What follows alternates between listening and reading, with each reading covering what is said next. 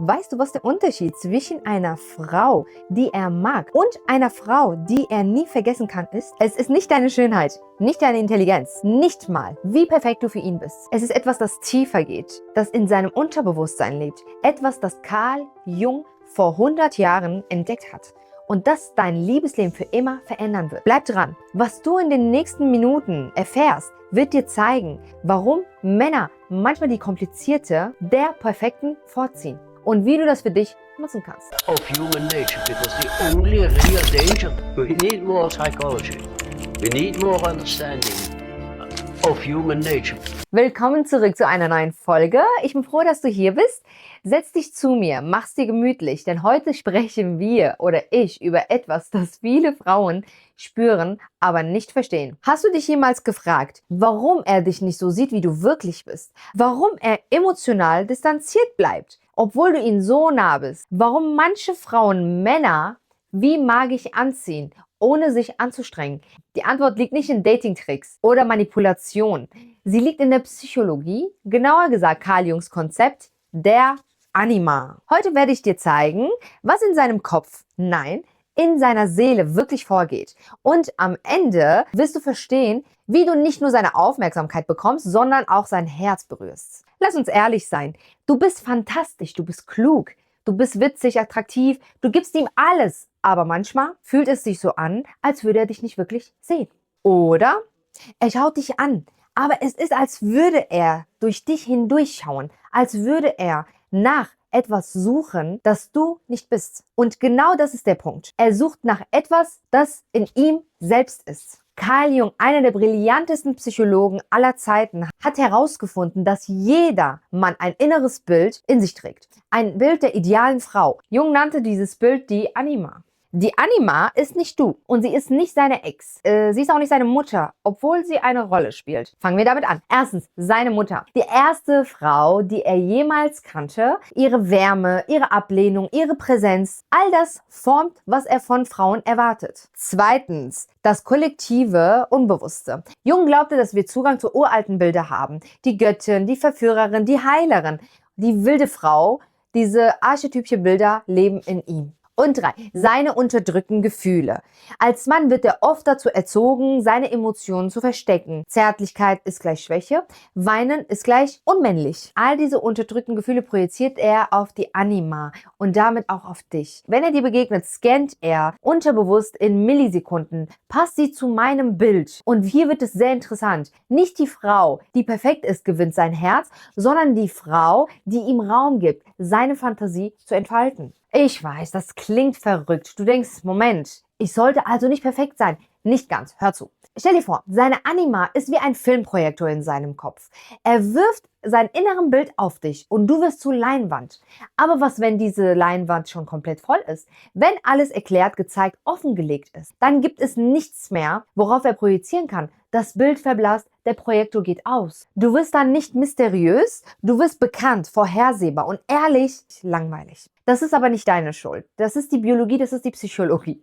Die Anima braucht Leerraum, sie braucht Fantasie, sie braucht das Gefühl, dass es noch etwas zu entdecken gibt. Deshalb ziehen manche Frauen Männer magisch an. Nicht, weil sie perfekt sind, sondern weil sie Rätsel sind. Jung entdeckte, dass die Anima sich entwickelt. Sie durchläuft 4 Stufen und die meisten Männer bleiben in der ersten beiden stecken. Stufe 1, Eva, die Mutter. Hier ist die Anima rein instinktiv. Er sucht Geborgenheit, Wärme, körperliche Nähe. Ein Mann auf dieser Stufe sieht dich als Versorgerin. Wenn er in dieser ersten Stufe ist, sagt er Dinge wie, du bist fürsorglich, bei dir fühle ich mich wie zu Hause. Das ist schön, aber es ist auch limitierend, denn du bist nicht seine Mutter. Stufe 2, Helena, die Muse. Benannt nach Helena von Troja, der Frau, für die ein Krieg geführt wurde. Hier idealisiert er dich. Du bist die perfekte Frau, die Fantasie, seine Inspiration. Aber Achtung, auf dieser Stufe sieht er nicht dein echtes Ich. Er sieht sein Idealbild. Und sobald du Fehler zeigst, sobald du menschlich wirst, könnte die Illusion zerbrechen. Männer in dieser Phase verlieben sich schnell. Sie überschütten dich mit Aufmerksamkeit, aber oft verschwindet diese Intensität sehr schnell. Stufe 3, Maria, die Seele. Hier wird es tiefer. Die Anima wird spirituell. Er sucht nicht mehr nur Schönheit oder Geborgenheit, er sucht Verbindung, Bedeutung, Seelenverwandtschaft. Ein Mann auf dieser Stufe fragt sich, versteht sie mich wirklich? Sieht sie, wer ich bin? Wenn du ihn hier triffst, wird die Beziehung intensiv und echt. Die letzte Stufe, Sophia die Weisheit. Die höchste Stufe. Hier ist die Anima nicht mehr nur eine Frau, sie ist die Weisheit selbst, die innere Führung, die Philosophie. Nur wenige Männer erreichen diese Stufe. Aber wenn sie es tun, suchen sie eine Partnerin, die sie herausfordert, inspiriert und zur Ganzheit führt. So. Jetzt kommt aber die unbequeme Wahrheit. Männer verlieben sich nicht in dich, sie verlieben sich in ihre Projektion. Sein Unterbewusstsein projiziert seine Anima auf dich. Und solange du in dieses Bild passt, ist alles perfekt. Er verliebt sich, er ist besessen, er kann nicht genug von dir bekommen. Aber dann passiert etwas. Du zeigst deine echte Persönlichkeit oder hattest einen schlechten Tag. Du bist mal nicht die Muse, sondern einfach nur müde. Und plötzlich bricht diese Projektion zusammen. Er distanziert sich, er wird kalt. Er sagt Dinge wie: Ich weiß nicht, was sich hier verändert hat. Und es liegt nicht an dir. Du warst immer du. Es ist seine Projektion, die zerbrochen ist. Und das ist der Moment, in dem viele Beziehungen enden. Okay, ich weiß, was du denkst. Also muss ich die ganze Zeit eine Rolle spielen? Nein, das ist nicht, worum es geht. Es geht darum, die Anima zu verstehen und dann bewusst mit ihr zu tanzen. Und hier kommen gleich nochmal 3 Wege für euch, wie ihr das auch tun könnt, mit der Anima zu tanzen. Schritt 1. Schaffe Raum für Fantasie. Du musst nicht alles erzählen. Du musst nicht jede Sekunde deines Tages mit ihm teilen. Bewahre ein Geheimnis, nicht aus Manipulation, sondern aus Selbstachtung. Wenn er fragt, woran denkst du gerade, ist es okay zu sagen: Das behalte ich für mich. Das ist kein Spielchen. Das ist eine Grenze. Und Grenzen sind sexy. Schritt 2. Sprich in Bildern, nicht in Fakten. Die Anima versteht keine Logik. Sie versteht Emotionen und Bilder. Anstatt zu sagen, ich bin gestresst, sag, ich fühle mich heute wie ein kleines Boot in einem Sturm. Anstatt zu sagen, ich brauche Aufmerksamkeit, sag, ich brauche deine Wärme, um aufzutauen. Hörst du den Unterschied? Das erste ist Information, das zweite ist eine Einladung. Schritt 3. Spiegle seine Tiefe, repariere ihn nicht. Und sagt, ich hasse meinen Job. Ist deine erste Reaktion vielleicht: Komm, so schlimm ist das nicht. Und genau da musst du jetzt anhalten. Das ist, was seine Mutter sagen würde. Aber du bist nicht seine Mutter. Die Anima repariert nicht, die Anima spiegelt. Ich hoffe, das sieht wie ein Spiegel aus. Du kannst stattdessen sagen: Ich sehe dein Feuer. Ich spüre, dass du für etwas Größeres gemacht bist. Das ist Magic. Er fühlt sich plötzlich verstanden, nicht repariert. Verstanden. Ja, wie viele andere Sachen hat auch die Anima eine dunkle Schattenseite, ja? Aber integriert ein Mann seine Anima nicht. Er lernt sie nicht kennen und dann übernimmt sie die Kontrolle. Jung nannte das Anima-Besessenheit. Dann seht ihr vielleicht Stimmungsschwankungen aus dem Nichts bei ihm, irrationale Eifersucht und Wut, Abhängigkeit von deiner Meinung und er wirkt kindisch oder manipulativ. Was passiert hier? Seine Anima, sein unterdrücktes Weibliches übernimmt. Er verhält sich dann nicht wie ein erwachsener Mann, sondern wie ein verlorener Junge. Und ehrlich, das ist ja nicht deine Verantwortung, dies zu reparieren. Du kannst ihm helfen, indem du Grenzen setzt, aber er muss die Arbeit selbst machen. Wozu habe ich das gemacht? Natürlich gibt es auch eine gute Nachricht. Und hier kommt sie auch.